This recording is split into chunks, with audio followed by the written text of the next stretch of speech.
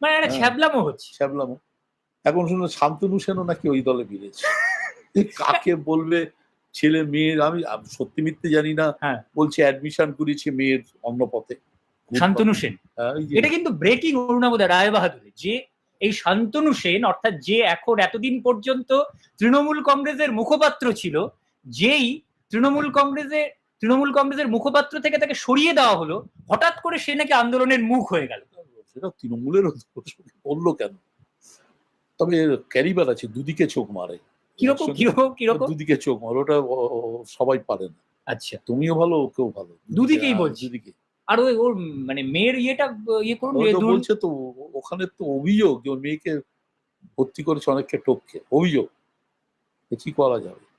সে এতদিন ছিল কি বলে স্কোয়ার ফুট নাকি, স্কোয়ার ফুট সেন। হ্যাঁ, ঠিকই আছে।